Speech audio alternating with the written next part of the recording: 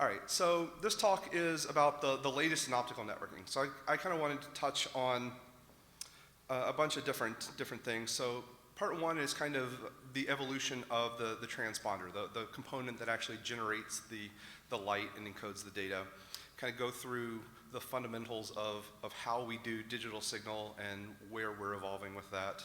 Go through kind of the history of the evolution of coherent and where that's going to go looking forward. And then look at some of the evolving concepts and things like PAM4 and other technologies. And then the second part is talking about the evolution of the line system, the part that actually carries the signal over distance. So everything from the evolution of super channels and how people are using multiple carriers to solve problems to FlexGrid and kind of an evolution of channel sizes, the modern work that's gone into ROADMs, and then what you can do with hybrid EDFO Raman. So dig into it. So part one, the evolution of the transponder. So as much as we like to think that everything we do is digital, we actually live in an analog world, right? Whenever you want to send a signal, what you're doing is turning it into analog and sending it over a light wave or a radio wave or whatever that is. It's all waves. Light is just another form of electromagnetic wave, so everything that we do is about how do we get this and make it an analog world. So the simplest, easiest type of modulation that you see, the easiest way to encode data is something called IMDD. That stands for Intensity Modulation with Direct Detection. And the most common version of that is something called NRZ, which stands for Non-Return to Zero. You'll also hear it called ASK, Amplitude Shift Keying, if you're kind of talking about it in the broader concepts of other technologies. And all of this is just a fancy way of saying it's bright for a 1 and dim for a 0. That's literally all that's happening in almost all of your common fiber technologies. And direct detect just means that all you do is have a photodiode and it looks for brightness or dimness and detects what that is and turns it back into a 1 or a 0. So historically, all of your fiber systems were really based around this technology. Everything that you see that's 10 gig and below is, by definition, based in this technology. And even things that you see now into the 100 gig client optics, that kind of stuff, is all still based on this technology. So a little bit of background before we dig into this. The baud. So the rate at which you modulate a signal, the rate at which you change from that 1 to that 0 is called the baud rate. So technically it's defined as the symbol rate per second. So when you talk about a 10 gig interface, a 10 gig E, something like that, what that means is you have a 10 gig baud rate. You flash from bright to dim 10 billion times per second. So that would be called a gigabaud, right? So 10 gigabaud is your baud rate on this. And if you encode 1 bit per baud, so if you've got 2 states, right? If you've got a dim and a bright, that's 1 bit per baud. So you've got 2 states. That's it. You've got a data rate of 10 gig to match your 10 gigabaud rate. And scaling the baud rate works to a point. So that's how we did a lot of our evolution of technology up until 10 gig. And we built a lot of very successful networks like that. And then when we needed more than 10 gig, we put in by 10 gig. We started putting more and more and more in there. But at a certain point, that's not enough. One of the reasons that it's not enough, or one of the reasons of the problem of scaling the baud rate forever, is a property called chromatic dispersion. You'll see it called CMD in networking. What happens here is different frequencies of light will propagate through anything that's not a vacuum at different speeds. So that's how an optical prism works, right? So the longer frequency will propagate slower than the faster frequency, causes it to spread out. That's what you see. And the wider your signal line width, the wider the actual, as baud rate is a way to map to line width, the more the chromatic dispersion affects it. The wider your signal, the more it's going to be spread out. And the faster your symbol rate, the more it's going to be spread out. So what happens here is the rate of chromatic dispersion increases at a square of the baud rate. So very quickly you hit a point where chromatic dispersion is your main limiting factor in scaling up baud rate. So what do you do from there, right? What do we do when we don't have enough cat pictures or other fun things on the internet? Well, the next answer is you increase the number of bits of information that can be encoded per symbol change. So there's a couple ways that you can do that, and this breaks down into 2 basic types of technology. So the amplitude shift keying, which kind of is that direct technology. Amplitude meaning bright or dim, that's what that is. So you could introduce more than 2 states. You could have a bright and a really bright, That's one way to go. And the other way to go is something called phase shift keying. And you're modulating on an additional property of an analog signal called the phase. So phase shift keying, not to get into crazy physics, but basically, if you think about an analog signal represented as a sine wave, what you can do is change the phase. So there's a, if you have one wave and you have another wave and they're offset by each other, that's a phase difference. You can modulate on that phase difference instead of making the light brighter or dimmer, and you can encode additional information. That's phase shift keying. That's pretty much all you need to know. So, introduction to coherent technology. So what is coherent? Basically, coherent is modulating on phase change. So it's named after a property in optical called phase coherence. You're able to detect the change of optical phase. That's really everything coherent is. So how does it do that? Well, it's actually really neat how it works. It actually uses a concept called a local oscillator. So what that means is you have a laser on the receive side as well. And you use the laser on the receive side, you tune it to match what you're supposed to be receiving on the send side, and you use the difference between the two lasers to calculate your phase differential. That's how you're able to encode data in a way that's very, very different from those traditional direct detect, just looking for a bright or a dim. So that all sounds nice, but it's really hard to do in practice. It's not something that you can do with very simple electronics where before you just look for a bright or dim and turn it to a 1 or 0. You really needed a complex DSP to tie that all together. That stands for a digital signal processor. So basically this is just a very advanced purpose-built microprocessor in the same way that an ASIC might be built for forwarding packets or doing some complex bandwidth moving operation. This is basically a custom-built microprocessor for processing signals. And what it does is it ties all of this information together. So when we introduced Coherent Technologies, and it's probably been a good 5-6 years that they've been out, we basically saw a huge jump in the amount of bandwidth that you could deliver.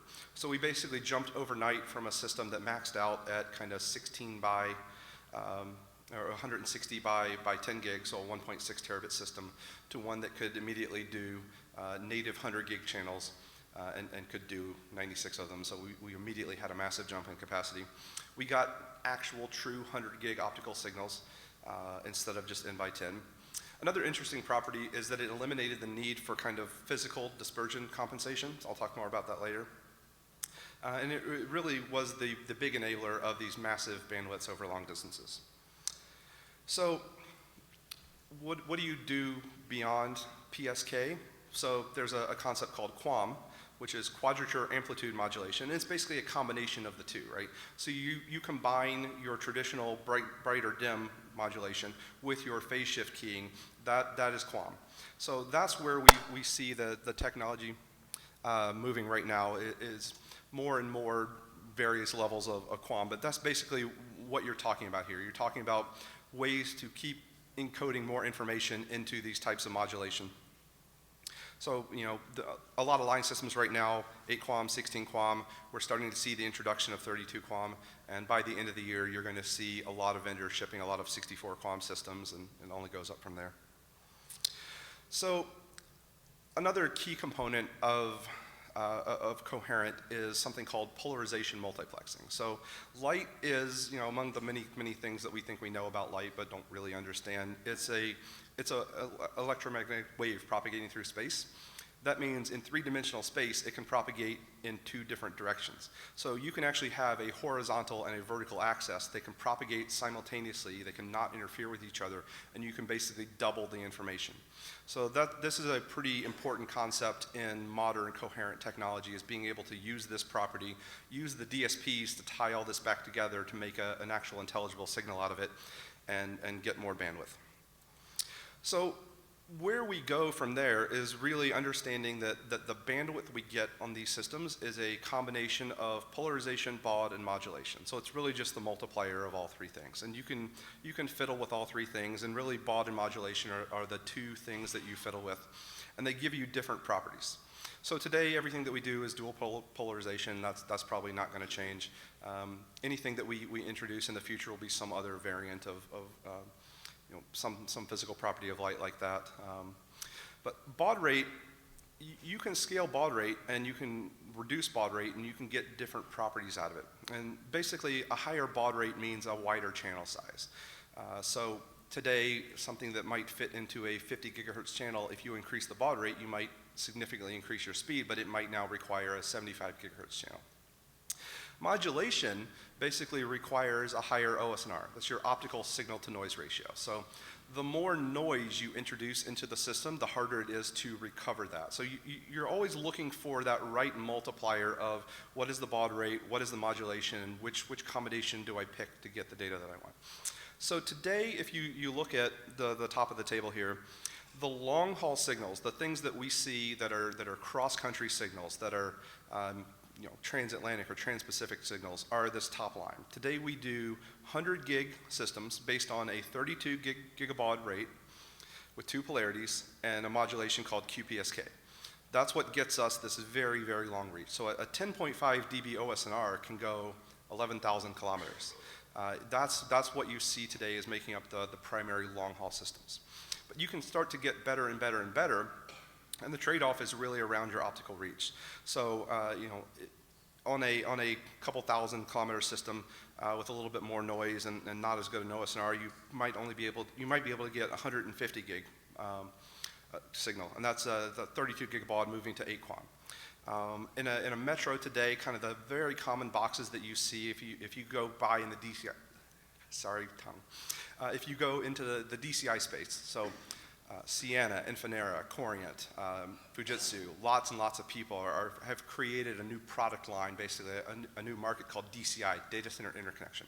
The boxes that you buy today in that space are largely this third line here. They're 32 gigabaud, 16 QAM. That works great in a metro.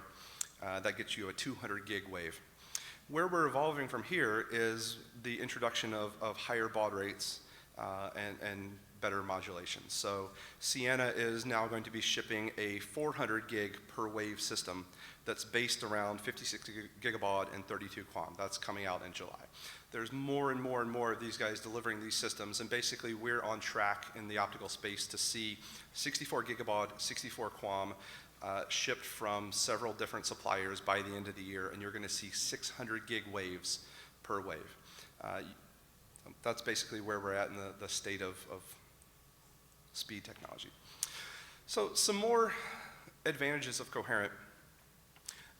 A nice property of it is that it eliminates the need for dispersion compensation. We used to have a concept where for every for every 80 kilometers that you would run a fiber, you might need to run through a 15 kilometer spool of dispersion compensation fiber to physically recompress the signal. So you got kind of back to that original state. Coherent eliminated the need for that almost completely. It eats chromatic dispersion for lunch. So you can very easily do 200,000 picosecond per nanometer dispersions. In fact, Coherent actually prefers to have some dispersion. Another cool property is that Coherent can actually lock onto one specific frequency. You don't need to put a mux in front of it. You don't need to put a hard filter that separates out individual channels to feed it only one. You tell it the frequency that you want it to listen to, it tunes its local oscillator, and it ignores everything else. That's really important because it allows a concept I'm going to talk about later called the colorless, directionless, contentionless ROADM. And really what that means is bringing SDN, bringing software-defined changes to network in a way that doesn't involve making physical changes every time you want to create something. But there's some major downsides to it too, right?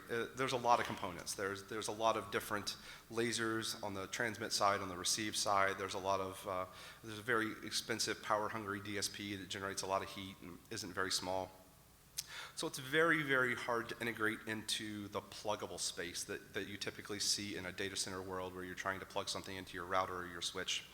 And the problem there is, no matter what the technology, the data center world, where you're building your switches or your routers, is always going to be optimized for high density, low power optics. And so whatever the technology is, you're always going to lag behind and need something that is much lower density and much higher power to do these long haul systems. So as of 2017, even the latest technology, 16 nanometer DSPs, we can really only fit Coherent down into a CFP2. That's called a CFP to DCO. Whenever you see DCO, that means it actually does, it's full coherent in the pluggable. You could plug it in, put it into a line system, and carry it thousands of kilometers. But QSFP28 DCO is a pipe dream. It's absolutely more than a year out, probably 18 months, and might be even longer than that. And when it does come out, it'll certainly violate all the specs in terms of power for quite a while.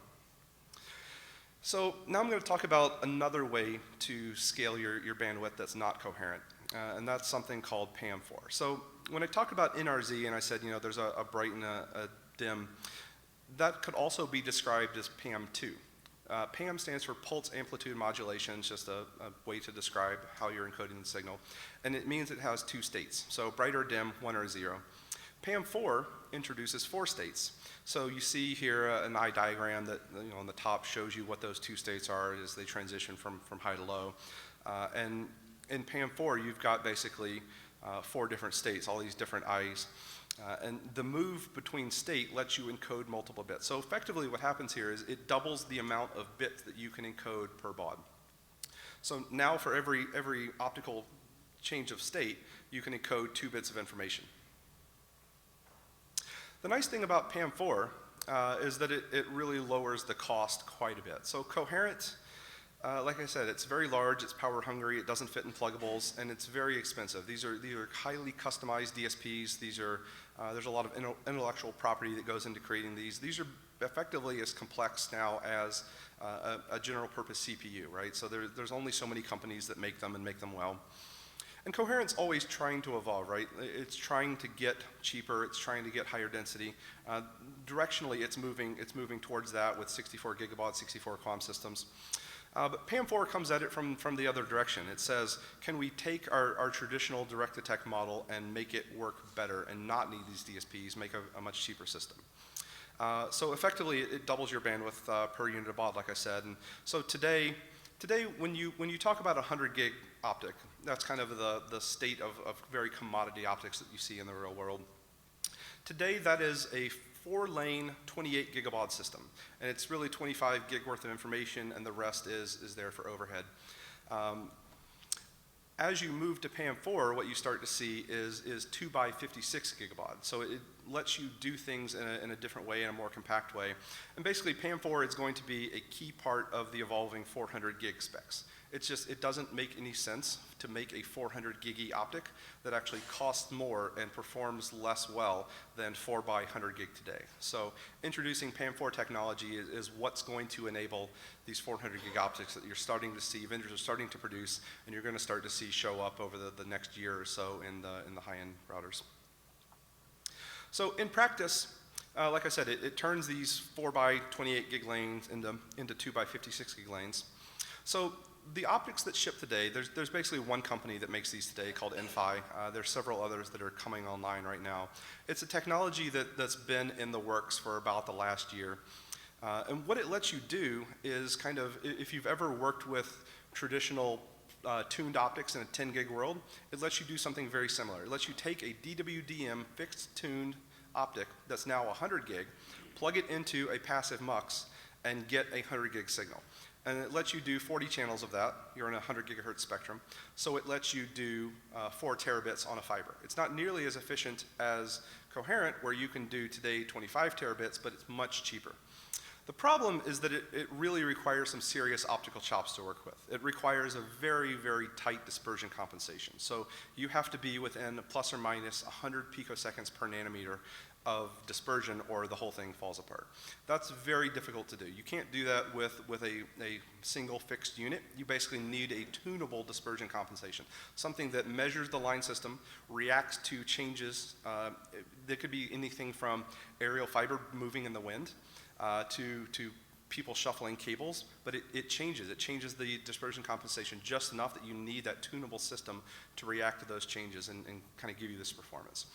It needs 9 dB of gain just to link. So the output power is too low to talk to a receiver, even if you put them right next to each other. So you need very powerful amps. You have, because you have these multiple lanes, you basically need at a minimum a plus 25 dB output saturated power preamp to get all 40 channels. You need boosters, you need preamps, you need systems to react to this. So it's outside of the realm of normal, just plug in an optic, plug it into a fiber, and it works, but it significantly lowers the cost. You're basically looking at kind of 1/3 the cost of the best coherent systems that are out there. So there's a lot of people putting a lot of work into productizing this technology. So ADVA and Coherent just released line systems that actually do all of this for you, and there's more and more people coming online who are doing this. So you're going to start to see this become a really key player driving the bandwidth, and it's great in a metro application. If you're doing 80 to 120 kilometers, it makes a lot of sense, and it lets you work with systems in a much, much better way than using coherent. And meanwhile, you kind of want to save your coherent for your long reach applications. So now I'm going to talk a little bit more about the evolution of the line system itself and how we carry this data.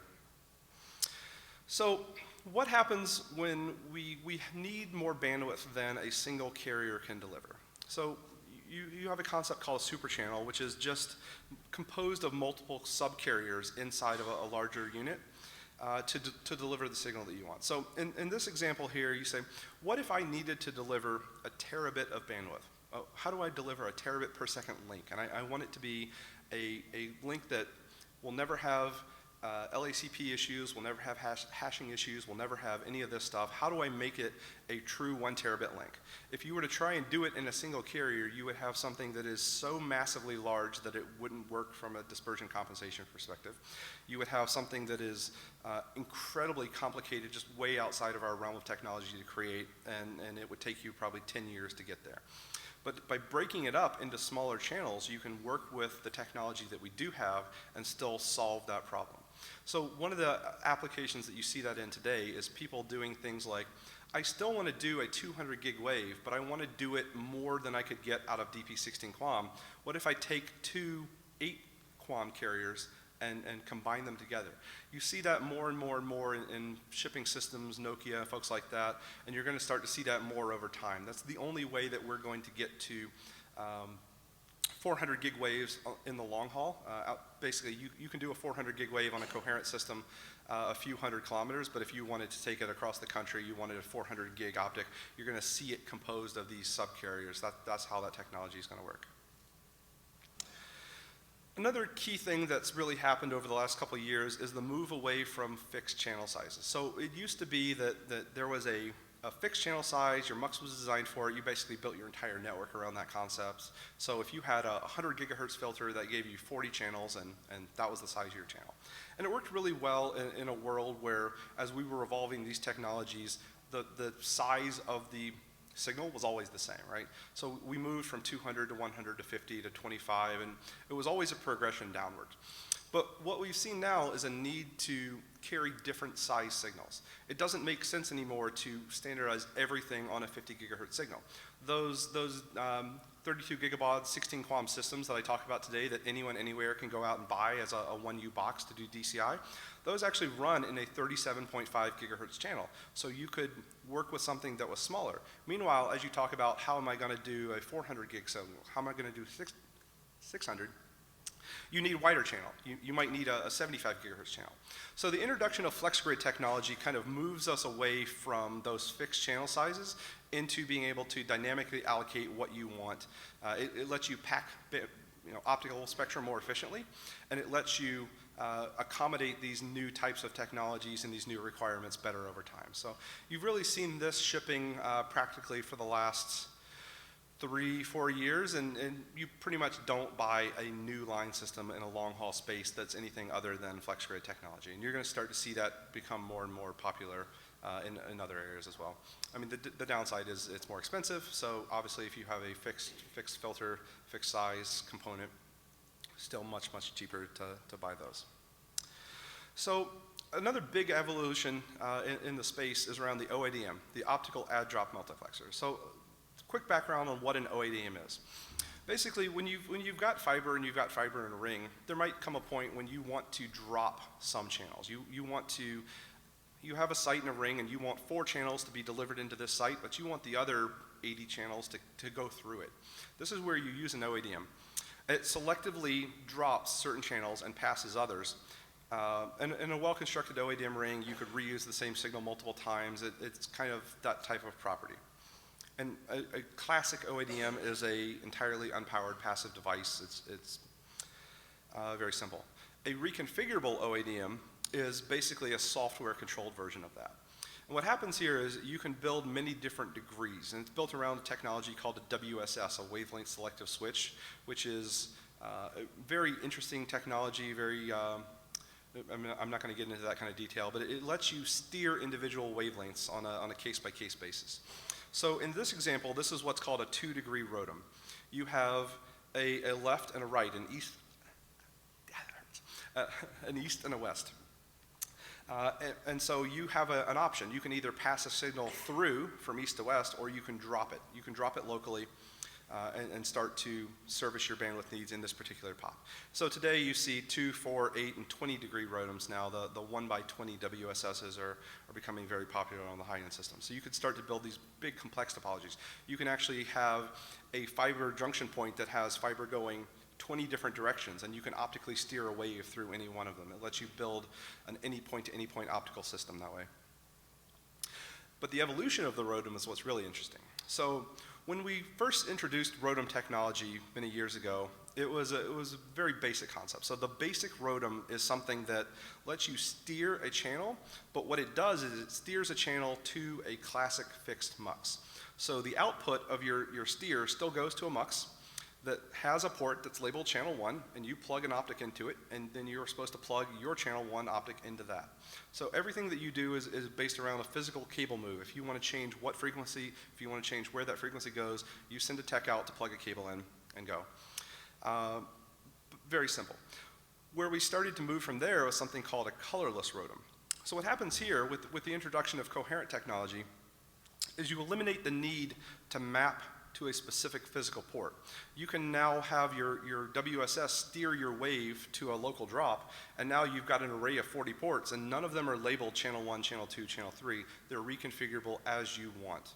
So the nice thing here is you can go wire up your router. You can say, today I want this wavelength to go between Chicago and New York, and 10 seconds later you might log in, reconfigure, and say I want this wavelength to go from Chicago to DC.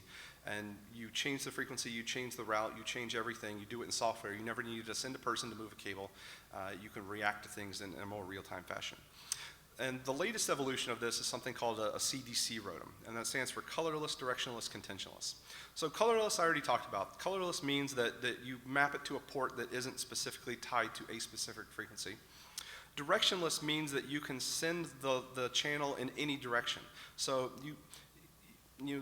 in a colorless world, in this example, you see it's coming in from the west. You still have to, you can use any channel you want, but that channel can only go west.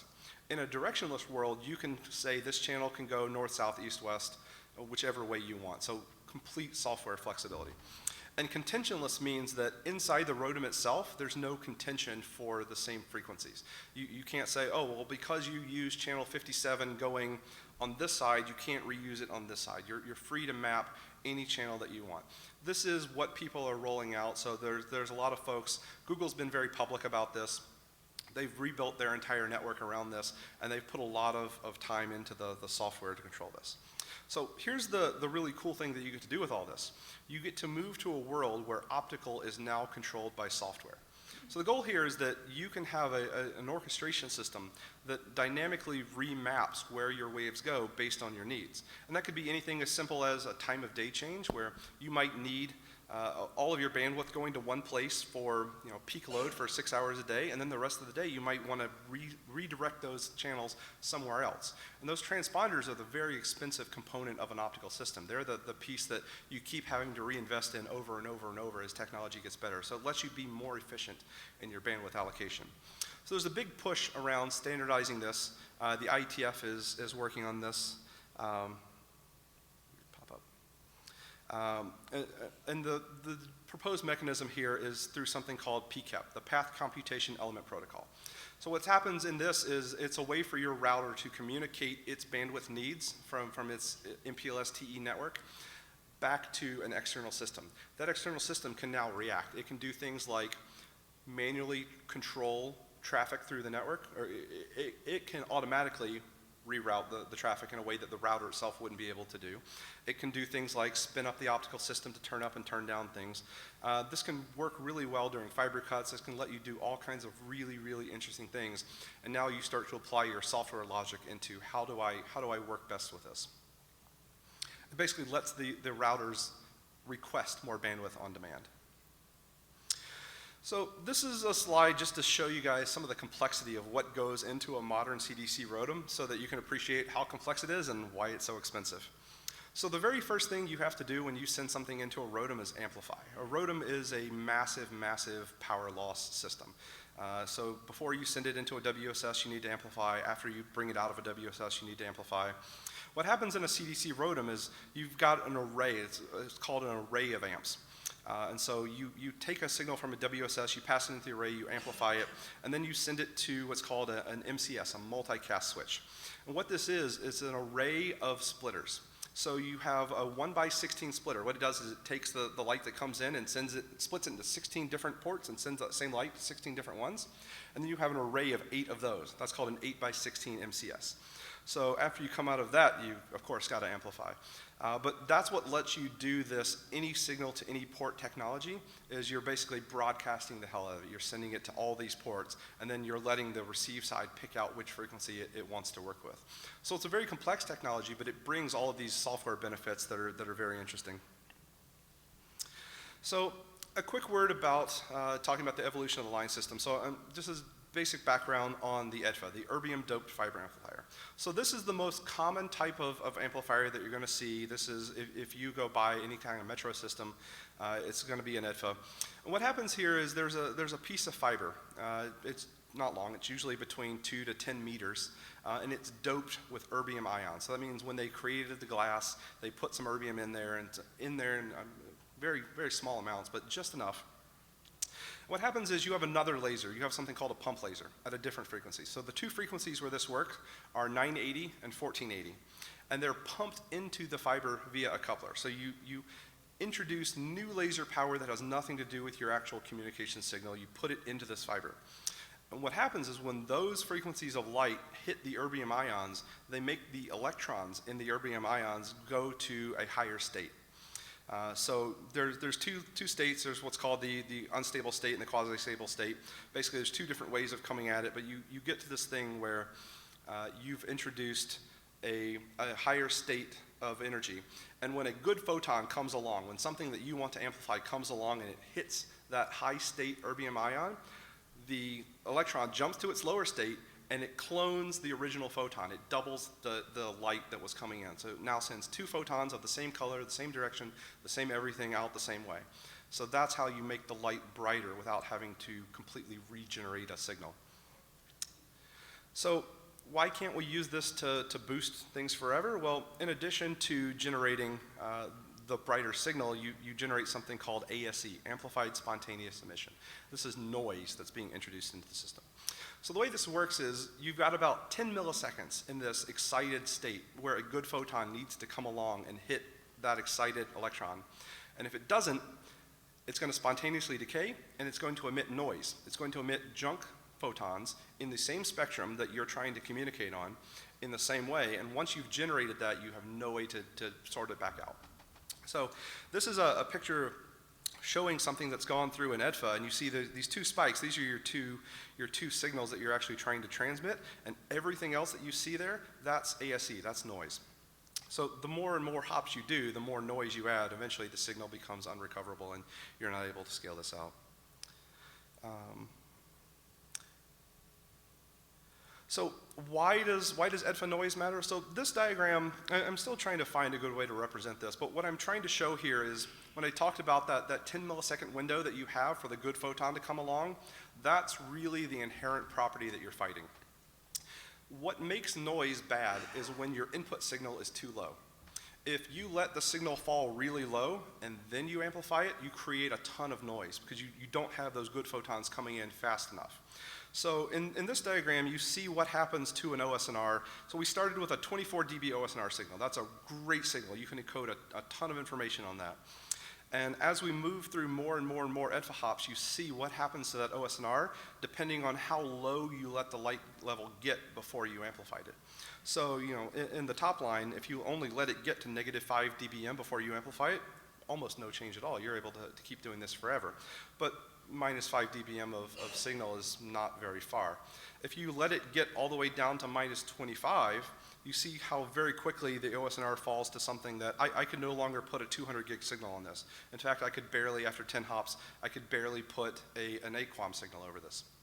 So that's the property that you're fighting. That's why you care about designing these systems. So there's another type of amplification technology called Raman. It works on a principle called stimulated Raman scattering with a whole bunch of interesting physics that I'm not going to get into. But basically what happens here is it requires a very high power pump laser, and it sends a signal in the opposite direction. So if you've got light coming in this way, you actually send a pump laser out this way. So you see here, you're sending your pump laser, it hits your real signal, and it causes a transfer of energy.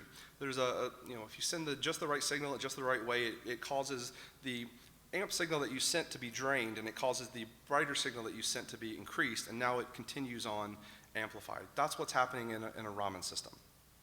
So why do you want to do that? Well, there's a couple basic properties of amplification. There's two zones that you want to avoid. The higher a power you transmit, you call something called nonlinear effects. The stronger the signal, the more likely you are to do all kinds of really, really bad things that ruin the signal.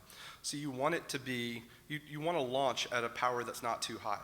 But you also don't want to let it get too low either, because like I said, if you let it get too low, that's where you start creating noise in the system. So here's an example of an EDFA-only amplification with, you know, 80, 120 kilometers, whatever it is between huts. And to make this signal work, you had to transmit really strong, and you had to let the signal get really weak. In comparison, here's what happens when you add a Raman pump. You shoot the Raman signal backwards, and it actually does the amplification on the transmission fiber itself. So instead of it happening inside of that EDFA unit over that 1 meter spool of fiber, it happens in the first 20 kilometers as it shoots backwards. And it makes the signal get brighter as it's propagating, so that by the time it comes into you, you've received a signal that is much, much stronger than it would have otherwise. What it lets you do is now you don't need to amplify as much. You've got a much stronger signal when it came in, and you don't need to transmit as hot anymore because you're going to have the Raman amp cover you on the other side. So it keeps you out of both of those bad zones. What it lets you do here is really extend the technology. So here's an example showing a 23 dB loss hop. You know, you've got kind of a 100 kilometer hop between systems, and in an EDFA system, you need a 23 dB gain. Every hop, you need to put 23 dB back into the system so that it can lose 23 dB as it propagates through the fiber, and do it over and over and over again. In a Raman system now, you might have 15 dB of gain coming out of the Raman, the counter-propagating Raman, so your signal is much stronger by the time you receive it, and now you only need to amplify it 8 dB more to make up for the rest. And if you look at this diagram here, you see how it shifts the requirements up quite a bit. So if we assume that each one of these hops is a 100 kilometer hop, by introducing a counter-propagating Raman, you go from a signal that will only go 700 kilometers to one that can do 2,000 kilometers. The reason you care about this is the cost of a wave. When you go to a carrier and you buy a wavelength, the cost that you pay is entirely determined by the number of transponders. That is the only factor that ever enters economics. If you needed a signal that went from Chicago to San Jose and it was outside of that 700 kilometer window, you paid double because it needed 2 transponders. So if you can make that same transponder carry that signal longer, that significantly lowers the overall cost to actually delivering any of this transport. That's the evolution that people are progressing into, as to how do we make the signal go further, how do we do it with the same or lower cost transmission, and how do we get more efficient about the bandwidth. So I think that's basically what I've got, and a big pile of time for questions. Hopefully I didn't completely scare anyone.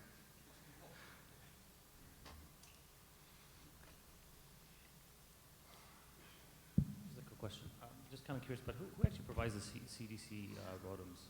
Like, is there a vendor specifically that does that, or? Say that again? Sorry. specifically, who provides one of the CDC ROADMs? Because I don't think a lot of vendors do that. Can you talk about that real quick? So most vendors who build real complex long-haul systems or even metro systems make CDC ROADMs. The actual component manufacturers themselves tend to be people like Ciena, tend to be JDSU, things like that. There's a lot of different component manufacturers.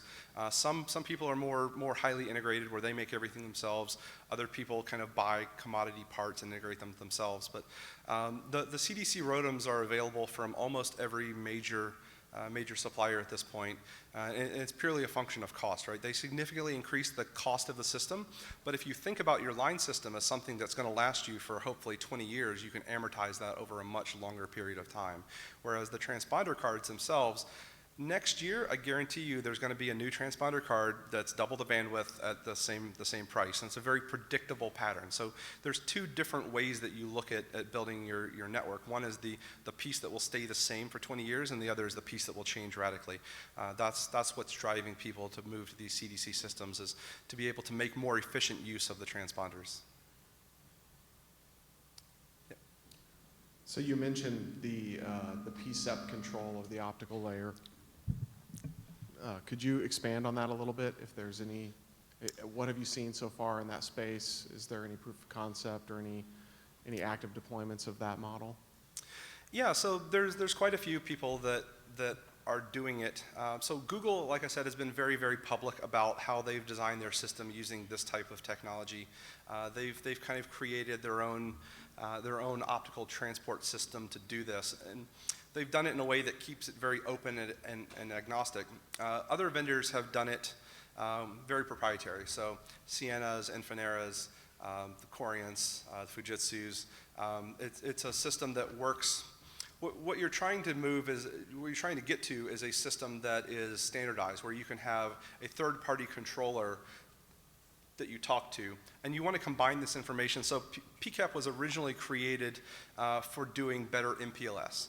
For a world, so originally MPLS, when you wanted to do TE, you needed to, when it first started, you did offline calculation. You said, I think my traffic is going to look like this, and I think it's going to look like this for the next 24 hours, and every 24 hours I'm going to go size my LSP.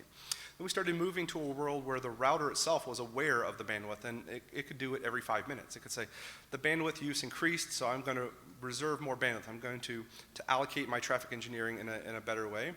But you very quickly get into a system where the knowledge of any one individual router is not enough to make the decision that you want. You get these cycling effects. You get routers that go up and down, trying to allocate the bandwidth correctly and efficiently. And so by introducing PCAP, you have a protocol that takes this network state information, that takes your knowledge of what is happening on the network and sends it to an offline controller. That controller now has a global visibility. It knows everything that's happening in the network. It knows every piece of bandwidth, everything that's requested, and it tries to make an intelligent decision, and it sends it back to the router. It says, this is what I want you to do with the LSPs. This is what I want the size to be. This is where I want them to go. And it gives you that more comprehensive view. By extending that technology into the optical realm, you can have the router make that request that it needs more bandwidth, or you can have the central controller realize that it needs more bandwidth on a particular system, and it can dynamically reallocate those waves.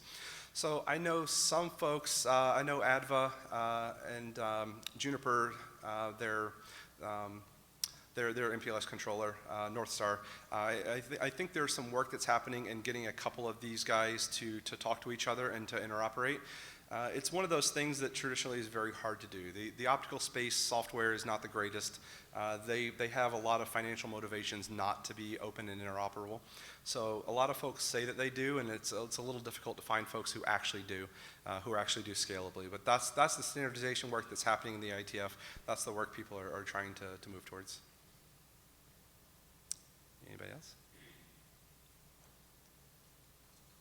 So we're using 8 and 16 clock systems. Go to a mic.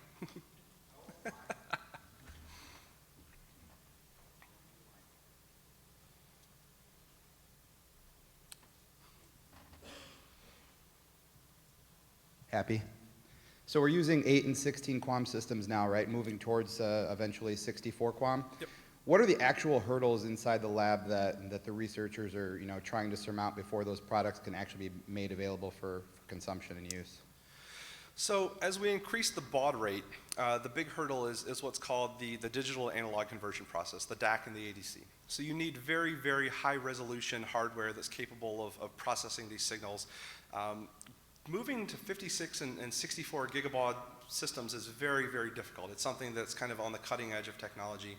And they're making those systems better. They're increasing the resolution of those components. So there's a lot of folks that have it in the lab. Like if you want to go see a whole bunch of really geeky electronics wired up and see a signal propagating from here to there, it exists. What's happening now is they're tuning the system. So these systems actually interact with each other in very complex ways. The way that the laser interacts with the modulation, the way that all of that interacts with the other components in the DSPs, they have to write a lot of software to kind of tune them. So they're doing the tuning work now, and you're going to start to see these systems shipping in production. It's basically, they've been announced now, and they're starting to ship throughout the year. The limitation on the QAM, the amount of modulation that you can do, the complexity of the modulation is purely OSNR. So if you've got a better line system, if you introduce Raman and you've got a better OSNR, you can now immediately go out and put more systems in. So you'll be able to put, someone who does a really, really, really well-designed network today can do 3,000 kilometers on a DP16 QAM system. You might well be able to take some of the shorter hops, even things like Miami to Atlanta or DC to Chicago, and make it run a 32 gigabaud system if you design it right. So that's the different factors that go into the equation, and the devil's all in the details of how the systems are tuned, how they're tested, how they work with each other, and then when they ship.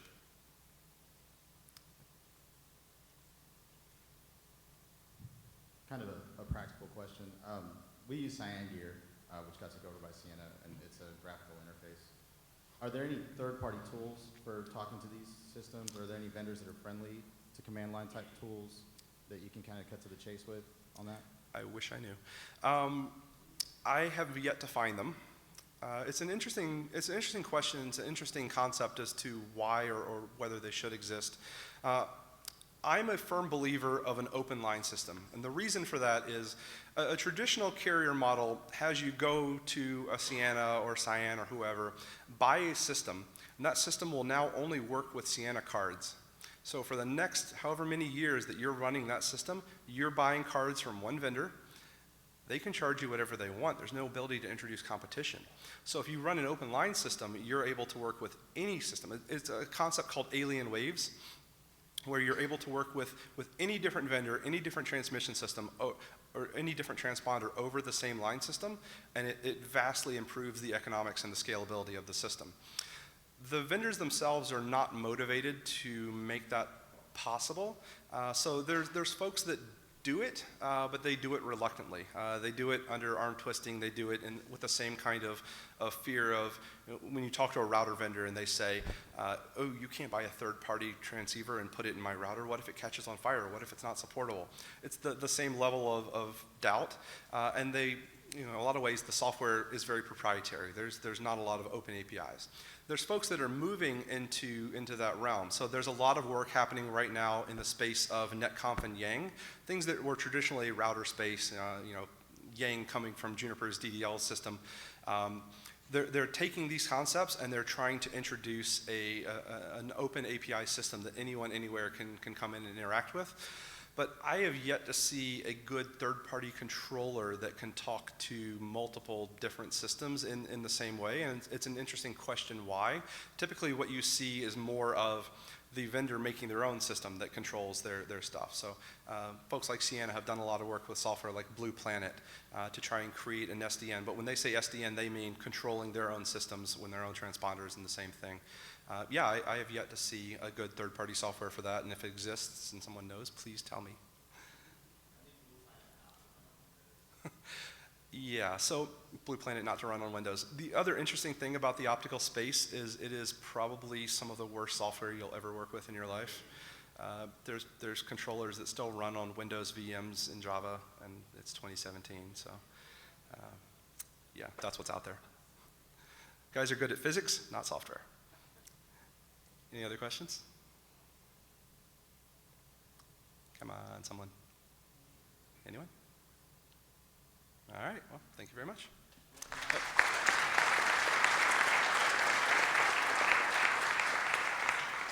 One more question.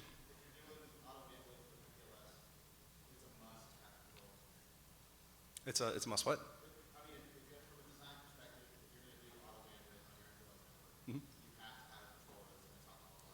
Yes. Auto bandwidth works fairly well, and I've done whole presentations and tutorials on how to make that work, but it has some fatal limitations that eventually, with enough scale and enough routers and a big enough network, will start to cause problems. So it's not that it can't be done, but a single centralized controller is the best way to do it. You can actually build a very complex network. I've built global tier 1s without any type of centralized controller, and it works fine, but you will start to hit annoying bugs and problems. So, all right, thanks guys.